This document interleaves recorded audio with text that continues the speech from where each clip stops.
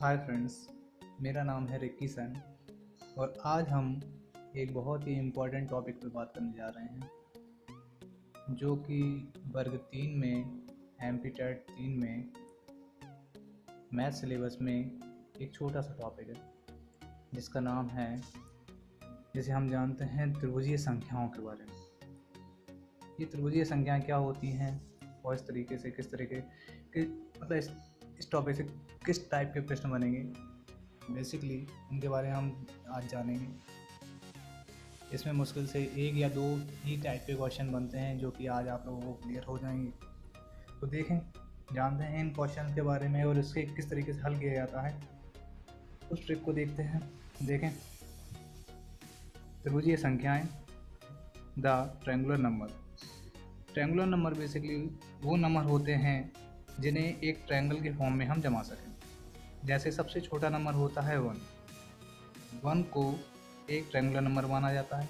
उसके बाद 1 2 3 को एक ट्रायंगुलर नंबर माना जाता है जिससे कि एक ट्रायंगल का शेप बनता है। उसी तरीके से 6 1 2 3 4 5 6 इसे भी एक ट्रायंगुलर नंबर माना जाता है। ठीक है, इससे एक ट्रायंगल का निर्माण हो जाता है। उस तरीके से 10 1 2 3 4 5 6 7 8 9 10। अब इसमें देखा क्या जा रहा है, कॉमन चीज़ अगर हम देखें कि किस तरीके से इनका निर्माण होता है, किस तरीके से डॉट बढ़ रहे हैं। तो हमने देखा कि सबसे पहले 1 रखा होता है, उसके बाद फिर 2 डॉट हो जाते हैं, उसके बाद फिर 3 डॉट हो जाते हैं, उसके बाद फिर 4 डॉट हो जाते हैं, उसके बाद फिर आगे इस तरीके से आगे अगर चलते जाएँ तो 5 6 7 8 आगे बढ़ते जाएंगे। छोटे ट्रायंगुलर नंबर तो हम इस तरीके की शेप बना के निकाल सकते हैं, ठीक है, लाइक 15 तक निकाल सकते हैं। लेकिन बड़े नंबर्स किस तरीके से निकाले जाते हैं उन्हें हम आज देखेंगे। जैसे अगर हम देखें ये किस तरीके से बनते हैं, तो पहला होता है 1। प्राकृतिक संख्याओं में देखा जाएगा, प्राकृतिक संख्याएं 1 से शुरू होती हैं। 0 अगर हम जोड़ लें तो वो सभी पूर्ण संख्याएं हो जाती हैं। तो क्या है कि 1 एक हमारा प्राकृतिक संख्या है। तो 1 2 3 4 5 6 7 8 9। अगर हम देखें ट्रायंगुलर नंबर किस तरीके से बनते हैं, तो 1 ये एक 1 आपका ट्रायंगुलर नंबर है। उसके बाद 2 आता है, लेकिन अगर 1 और 2 को दोनों को जोड़ दो तो क्या बनेगा आपका 3, एक ट्रायंगुलर नंबर बन जाएगा। उसके बाद आता है 3, लेकिन अगर 3 2 और 1 तीनों को जोड़ दो तो क्या बनेगा आपका 6, जो कि एक ट्रायंगुलर नंबर है। उसके बाद आता है आपका 4, लेकिन अगर 4 3 2 1 इन सभी को जोड़ दो तो आता है 10। इसका मतलब क्या हो रहा है कि प्राकृतिक संख्याओं का योग हो रहा है। जैसे अगर कोई पूछता है कि चौथी प्राकृतिक संख्या कौन सी है, तो अगर इसमें हम एक फॉर्मूले का यूज़ करें जो कि हम आगे पढ़ेंगे, तो उससे हमें ट्रायंगुलर नंबर कोई से भी नंबर तक हमें मिल सकते हैं। देखें किस तरीके के प्रश्न बनेंगे वो हम देख लेते हैं। तो पहला प्रश्न है, find the 25th triangular numbers. Hindi में 25 या फिर 25वीं त्रिकोणीय संख्या निकालिए। अब 25वीं 25 या 25वीं त्रिकोणीय संख्या किस तरीके से निकाली जाती है, उसके लिए एक फॉर्मूला है हमारे पास, वो है प्राकृतिक संख्याओं का योग। इसका हमें फॉर्मूला पता होना चाहिए, n+1 अपॉन, यहाँ पर n वो नंबर होगा जो कि हमें निकालना है। जैसे हम इसमें 25 नंबर निकालना है तो किस तरीके से निकालेंगे, देखें 25 n की जगह, उसके बाद n फिर 25 + 1 अपॉन में 2, 25 + 1 26 हो जाएगा। तो 25 × 26 अपॉन 2 से डिवाइड कर देंगे 13 आ जाएगा।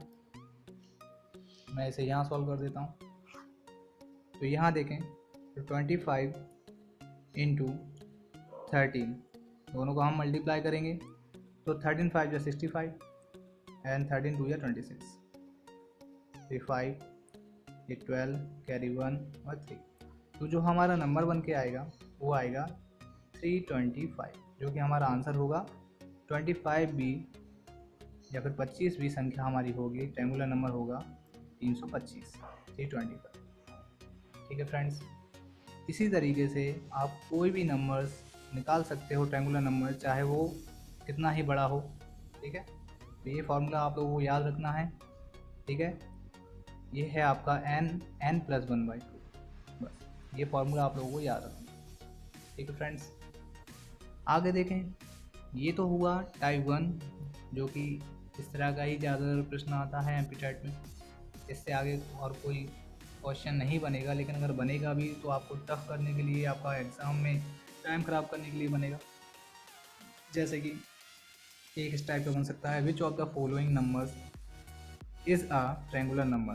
तो पता करिए कि कौन सा नंबर इनमें से एक ट्रायंगुलर नंबर है। जैसे कि निम्न में से कौन सी संख्या एक त्रिकोणीय संख्या है।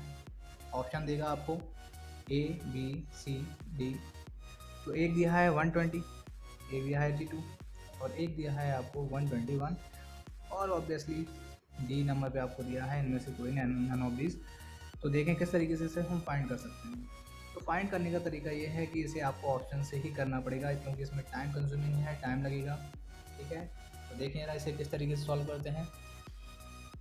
अगर हम देखें कि यहाँ पर अगर मैं 120 को लेके चलूँ, एक ऑप्शन मैंने लिया, इसको हम सॉल्व करने की कोशिश करेंगे कि ये एक ट्रायंगुलर नंबर है या नहीं है। तो किस तरीके से करेंगे वो देख लें। 120 है तो इसमें क्या करेंगे हम, डिवाइड में मल्टीप्लाई 2। इस तरीके से हम क्या करेंगे, रैशनलाइजेशन कर देंगे हर का परिमेयकरण 2 से। ठीक है, तो इस तरीके से ऊपर भी 2 का मल्टीप्लाई और नीचे 2 से डिवाइड कर देंगे। दोनों तरफ यही प्रोसेस करना है। मल्टीप्लाई कर लेंगे तो ये हो जाएगा 240 अपॉन में 2 को छोड़ दें नीचे वाले को, उससे अपन को कुछ लेना देना नहीं है, हमें मतलब है 240 से। तो किस तरीके से करेंगे, अब इसके 240 के इस तरीके से आपको गुणनखंड करना है, फैक्टर्स करना है, जो कि क्रमागत हो।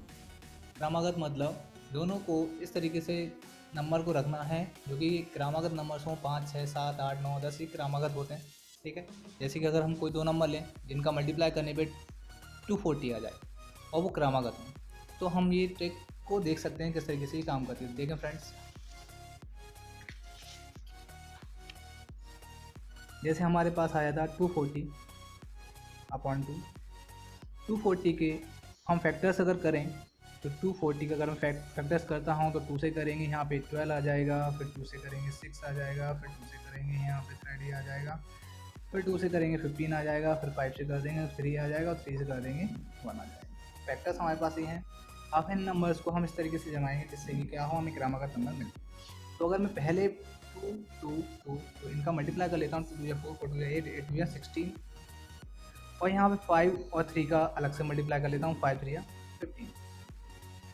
तो आप लोग देख रहे हैं कि यहाँ पे 15 और 16 दो क्रमागत नंबर हैं जिनका मल्टीप्लाई करने पे हमें क्या वापस प्राप्त हो जाएगा, 240। इसका मतलब क्या है कि इसे हम इस फॉर्म में लिख सकते हैं 15 प्लस 1/2, और ये उसी फॉर्मूले में फिट हो रहा है। कौन से फॉर्मूले में, प्राकृतिक संख्याओं का योग n plus 1/2।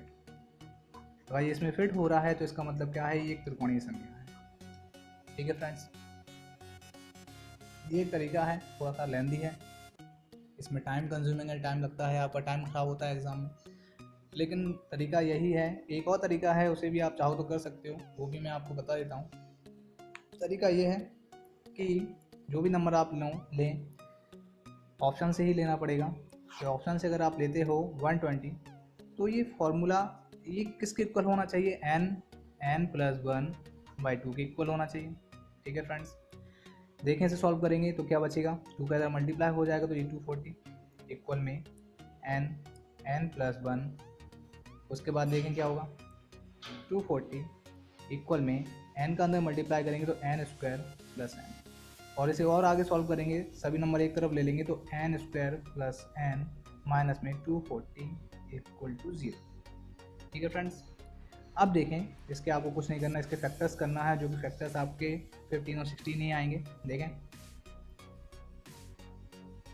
n square plus 16n minus का 15n माइनस 240 इक्वल में 0।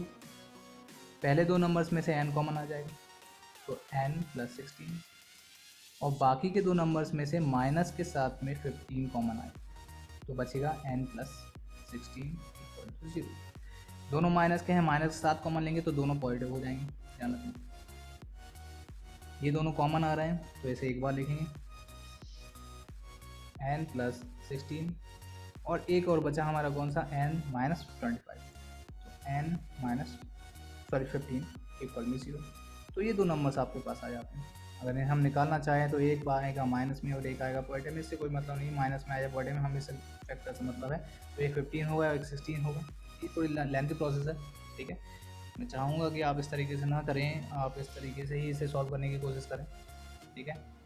ये लेस टाइम कंज्यूमिंग है, वहाँ पे आपका टाइम बहुत प्रीसियस रहता है, आपको टाइम की बहुत ज़्यादा ज़रूरत रहती है, ठीक है फ्रेंड्स। तो ये एक छोटा सा टॉपिक था। कोई प्रॉब्लम्स हों तो आप लोग कमेंट्स कर सकते हैं, कमेंट्स में पूछ सकते हैं।